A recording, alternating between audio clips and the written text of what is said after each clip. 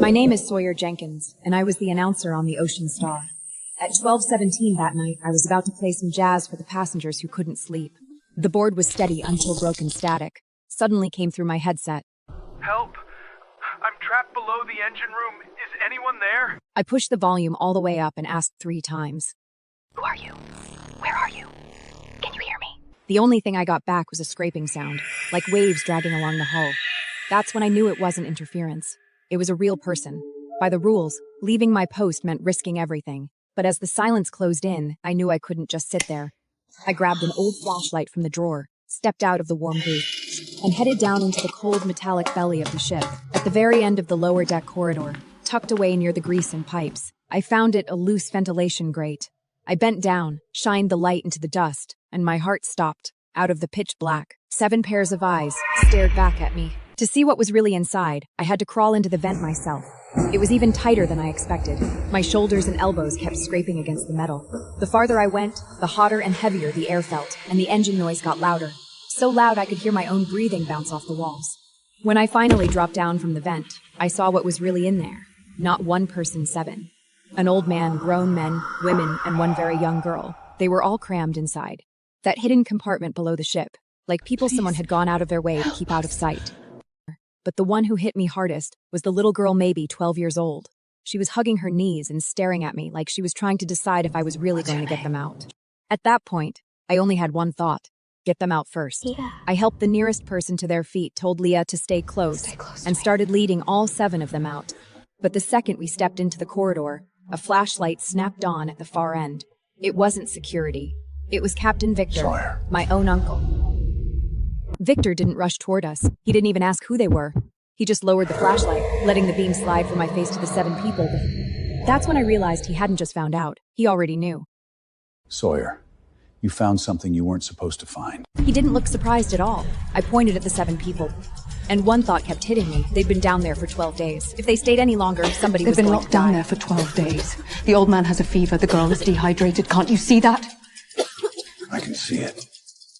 I thought he'd at least panic for a second, but he didn't. They don't have documents. They don't have tickets. If this gets out, the whole ship gets detained. The company loses millions, and both of us lose our jobs. It was like he'd already done the math. What this ship would lose if everything came out. What about them? At the next port, they'll be sent back. Victor said they'd be deported at the next port. I looked at him and, for a second, remembered the man who taught me how to swim when I was a kid. Okay. But the man standing in front of me now was ready to send 7 half-dead people back into the dark. I didn't take them back to that compartment. Once Victor was out of sight, I led all 7 of them around the cameras and toward the crew area. At every corner I stopped first and listened. Don't make a sound, just follow me. Only when the hallway stayed quiet did I let them move. I hid them in a storage room beside the crew rest area. It was barely 6 square meters, packed with old life jackets and spare ropes. I pushed the clutter against the wall and told them to sit down.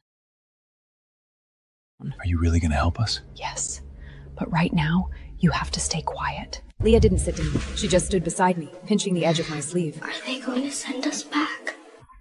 Her voice was almost too small to hear, but her question said what everyone else was afraid to ask. Not while I'm here. I went to the infirmary for fever medicine, bandages, and a thermometer, then slipped into the kitchen for sandwiches and water. The old man's fever was high, and his lips kept moving. He is saying thank you. The footsteps outside didn't stop at our door, but they told me we were running out of time. At 2 in the morning, I went back to the storage room with the recorder in my hand. One ship announcer couldn't save them alone. But what if the whole ship heard them? I told Marcos I needed their names. I need your names, what happened to you, and who locked you down there. I could tell he didn't distrust me. He knew that once he said it out loud, there was no taking it back. If nobody hears you, you may not even make it to shore. Marcos stayed silent for a long time. Then he finally nodded. My mother is in Miami. She doesn't know I'm alive. One by one, they started talking. I just want my daughter to be safe. One had run from war. One had lost family. One just wanted to sleep somewhere without waking up to gunfire. My mom was on another boat. She promised she'd come back. I thought she was going to say she was hungry or scared. When did you last see her? But she talked about her mother. 2 months ago, in the Mediterranean. By daylight, the ship acted like nothing had happened. Passengers were taking photos, drinking, lining up for shows. And I was alone in the broadcast room, cutting the We've been locked down testimonies there I for had 12 recorded the days. night before. The door opened without a knock. Victor walked in, glanced at the recorder on The my ship will desk, dock in Marseille in 24 hours. then looked straight at me. He didn't waste time. His first question was where I had hidden them. After we dock in Marseille, I will handle everything properly. By properly, do you mean saving them or making them disappear? The maritime law has its limits, Sawyer. I have a whole ship of people to protect. And the people downstairs? Aren't they people? Don't push me. After he left, I tried to test the ship-wide broadcast. The main controls were locked. The screen was black. Someone had gone through my recorder, but they forgot one thing. In the corner of that room, there was still an old backup board from the 90s. At 10 that night, I sat in front of the backup board with sweat in my palms. The main system was locked, but this old machine could still carry a voice through the whole ship. When the red light came on, I knew there was no going back. Ladies and gentlemen, this is Sawyer, your ship announcer. I'm sorry to interrupt you, but there's something you need to hear. My mother is in Miami. She doesn't know I'm alive. I'm 73. I just want to die somewhere peaceful. I want to find my mom. When the recordings ended, it was like the whole ship froze. No one in the dining room touched their forks. No one at the bar lifted a glass. People stopped in the hallway, all listening to the same voice. They're not cargo. They're just trying to stay alive. The second I shut off the mic, the bridge channel lit up in my headset. They didn't ask what happened. They just gave an order. Lock down the broadcast room now! I didn't wait for them to come for me. I slipped out through the side door and ran toward the deck. Cabin doors were already opening. Where are they? At the doctor's room. People were stepping out with their phones raised, like the whole ship had woken up at once. By the time I reached the deck, Victor was already surrounded. Everyone, please stay calm. We will handle this properly. What do you mean, properly? Are you sending them back? But no one was really listening to him anymore while the crowd pressed Victor for answers. Michael came toward me from the bridge. His face had gone pale. Sawyer, the second officer is gone. What do you mean? The keys to the storage room are missing too. Like he had just confirmed something worse. I didn't wait for him to explain. I turned and ran back toward the crew area when he pushed open the storage room. Everyone was still there, except the spot where Leah had been sitting was empty. Someone in a white uniform came by just now. I stared at the empty blanket, and everything clicked at once. A man in a white uniform came in.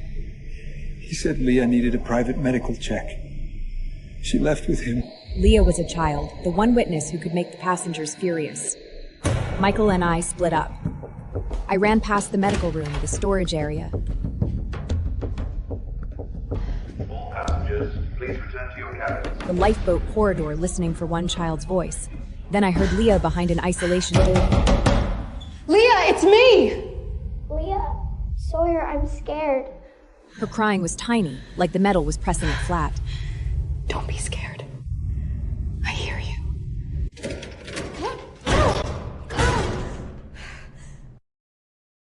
You shouldn't have come.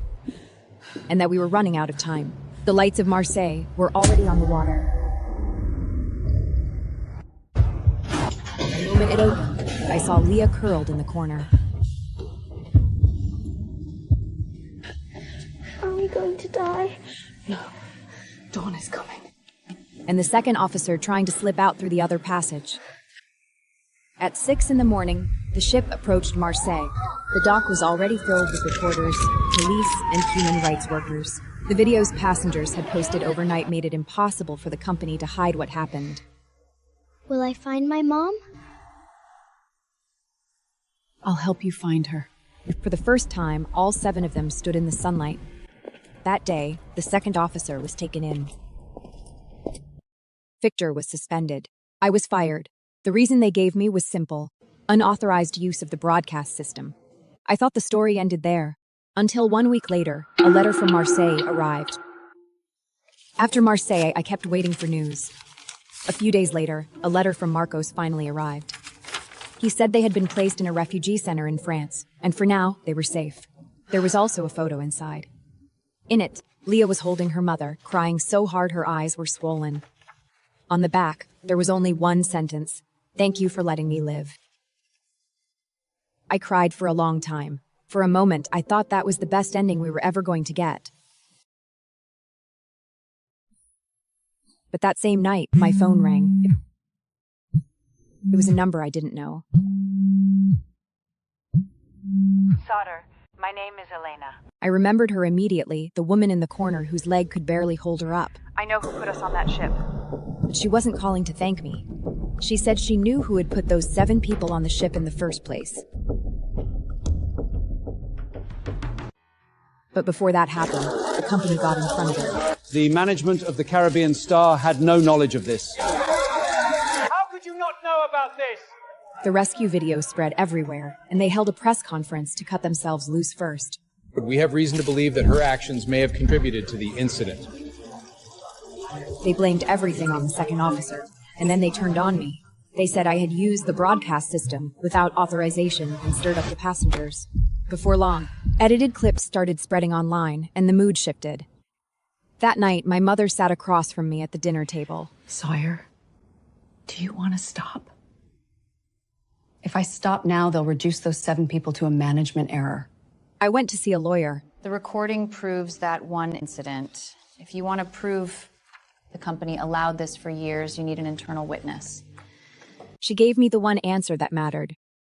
To bring them down, I needed someone on the inside, willing to talk. The inside witness came sooner than I expected. The company's lawyer was still trying to dump everything back on the second officer. All unauthorized actions were the result of individual crew misconduct. Sitting in the gallery, my palms started sweating the same way they had that night. Then Victor walked in. In that moment, he looked older than I remembered. He didn't hold anyone's gaze for long. Before he sat down, he only glanced in my direction once. Did the company have a practice of secretly removing stowaways after they were discovered? The question came quickly, and it went straight for the center of it. For a second, it felt like all the air had been pulled out of the room. Everyone was waiting for Victor to answer. Victor stayed silent for so long that I thought he was going to choose the company again. Yes. But in the end, he answered. It was just one word, and it brought the whole wall down. After the hearing, I thought I might finally get to breathe. But not long after that, a new email hit my inbox. The subject line was only 2 words: save them. The email said there were 3 stowaways on another cargo ship locked near the refrigeration hold. The sender left no name, only one line: don't ask who I am. They won't make it through the night. That's when it hit me. The Ocean Star was never the only ship.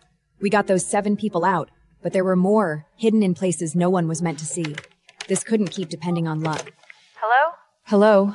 I'd like to set up an anonymous reporting system.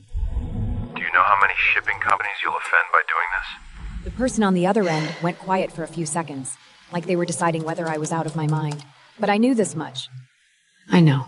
If no one answered emails like this, the voices in the dark would stay in the dark forever. This time I had no broadcast room and no ship-wide microphone. All I had was one anonymous email and a 48-hour countdown. Hello? Hello? Patient 48 hours. To beat the rescue clock, eviction. I reached out to a port lawyer, a doctor, and the Coast Guard all at once. There are no unauthorized persons on our vessel. But the cargo company flatly denied that anyone was on board, just when it felt like they were running out the clock. The anonymous tipster finally sent another message. Paul finally stepped out from behind anonymity. If they find out it was me, I'm finished. Even so, he still told me exactly where those 3 people were. First, we get them out. The day the ship docked, the police really did find those 3 people near the refrigeration hold.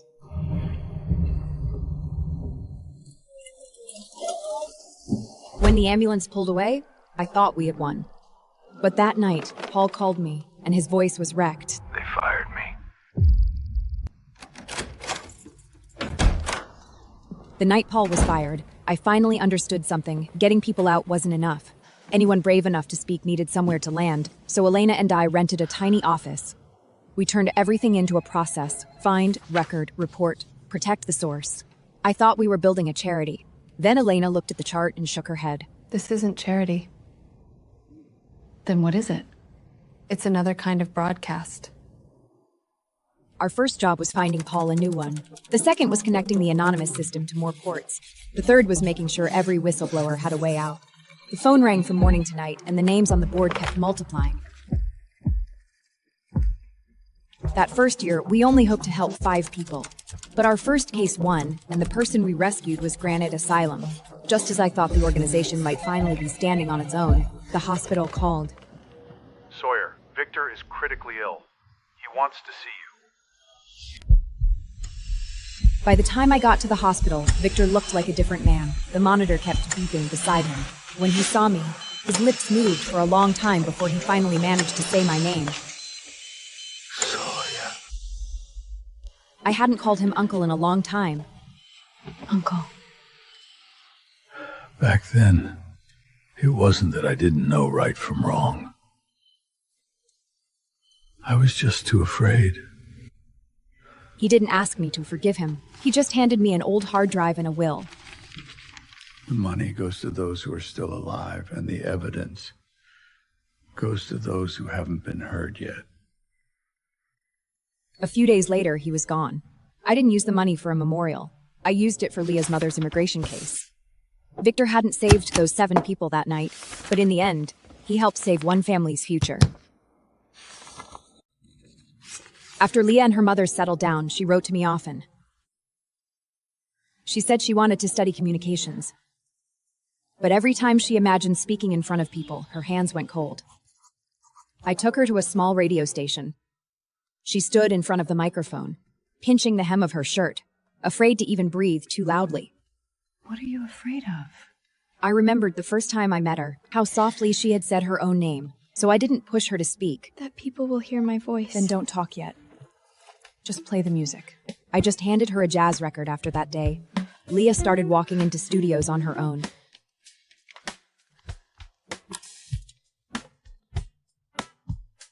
An announcer doesn't always have to talk? Not always. An announcer helps the right voices get heard. 3 months later, she sent me a screenshot, an internship offer from a late-night radio show. She wasn't fearless, but she was moving toward her own voice.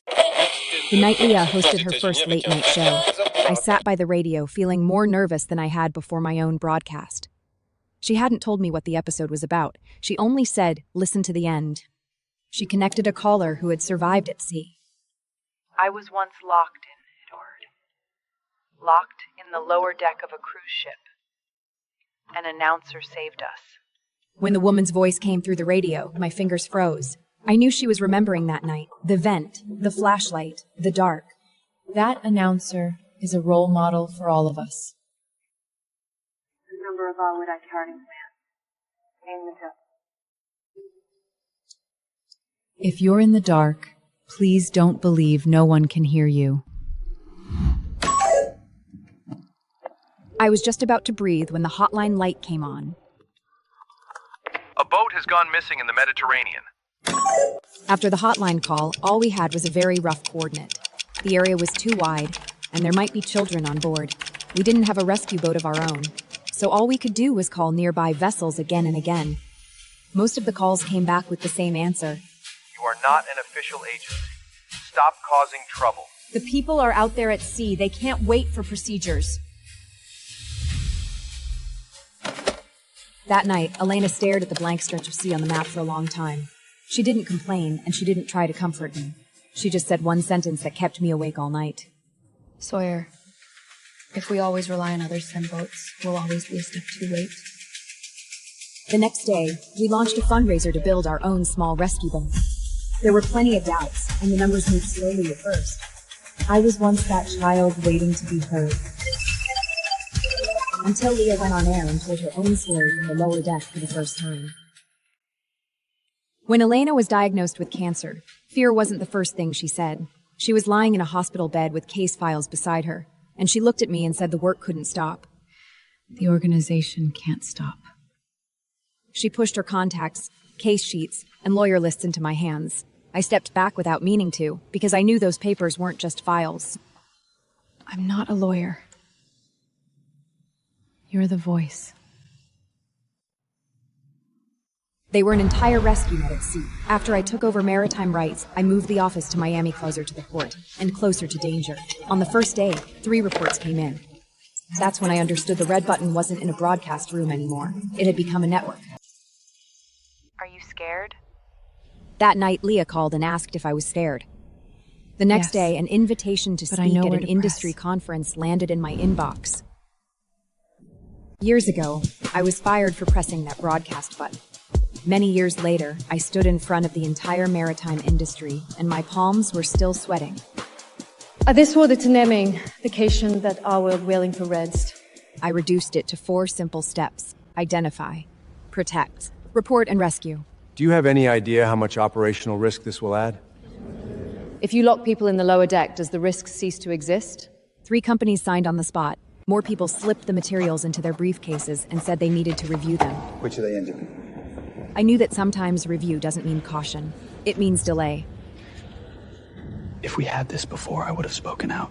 That night, I hadn't even taken off my badge when a news alert hit my phone. The company that refused to sign had already fired the crewmen who reported them. They didn't fail to understand. They understood perfectly, and that's why they're afraid. We have taken no retaliatory action. The employee left due to an internal disciplinary matter. The company denied everything first. Then they said the whistleblower hadn't been punished. He had left because of an internal discipline issue. Sitting in our office, I watched the same old script play out. Sawyer, can these materials go public? I handed the evidence to the press. The next day, more sailors began sending materials anonymously, and the reports flooded into our system like a tide. Protect the people first, then release the evidence. The phones were ringing so much they felt hot. Leah came in to help, taking calls and writing as fast as she could. She looked up and asked if we were going to fall behind. Sawyer, are we going to fall behind? Yes, but not being able to handle it all doesn't mean we stop listening. We worked until dawn. When the phones finally went quiet, Leah's phone lit up. She stared at it for a long time, then spoke so softly it was like she was afraid to wake something. The Ocean Star had invited her to become its new announcer. The Ocean Star. They want me to be the new announcer. Years later, I boarded the Ocean Star again, this time as a passenger. The ship had been renovated. Ladies and gentlemen, welcome aboard the Ocean Star. I opened the door to the broadcast room. She was sitting at the board with one side of her headset on, working the way I used to.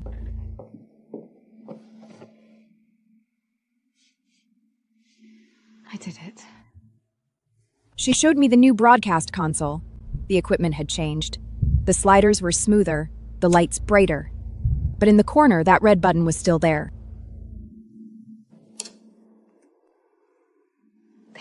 Late that night, the broadcast room was lit only by the equipment. Leah was about to close the logbook when the system gave a single alert. It wasn't a routine notification. The location. It's below deck. When the alert went off, Leah's face lost its color. In that moment, I knew she wasn't hearing a routine signal. She was being pulled back to the night when she was 12. Did you hear it? I heard it. Broadcast room. Do not make this public yet. Wait for confirmation. The bridge told her to wait for confirmation, but she kept looking at the anonymous distress signal and never turned back to me. They don't have time to wait. She finally pressed the button. Her voice trembled on the first line. All crew members, this is the broadcast room. We've received an emergency distress signal from the lower deck. Medical and security teams respond immediately. We found 2 concealed individuals. Their vital signs. A few minutes later, the report came back from below. 2 hidden people had been found, both with weak vital signs. Did I do the right thing? I looked at Leah and for a moment I couldn't speak. Did I do the right thing? Not knowing what would happen next. You didn't do it for me. She asked me, then, who was it for? I didn't give her a speech. I looked toward the lower decks. The 2 people were still being carried out by the medical team. Then who was it for? For them. When those 2 people were brought up to the deck, the medical team was already waiting. The captain. The captain notified the port authorities himself. No cover-up, no secret transfer. So the rules really can change. They can. Just slowly. That night, Leah played a jazz song over the ship's speakers. The moment the melody came through, I suddenly remembered that years ago, I had been about to play a song, just like it. But that night, our first rescue boat was finally ready to leave port. It wasn't large, just an old tugboat we had rebuilt. On the bow, we painted a red button. Some people said it was too direct. I thought that was the point. A cry for help should be direct. On the first day out, Leah stood on the deck with the radio in her hand. A broken distress call came through the static. The coordinates weren't confirmed yet, but the voice was still there. Is the coordinates confirmed? Not yet, but the voice is still there. I stood on the dock and watched the boat leave. Elena sat beside me in her wheelchair. You see, voices really do grow into boats. She looked at the little light disappearing into the mist and said, You say it better than I do. 3 hours later, the boat called back. Leah's voice came through the radio, steady but heavier than any broadcast I had ever heard. She said they had found the target. There were children on board. Target spotted. There are children on board.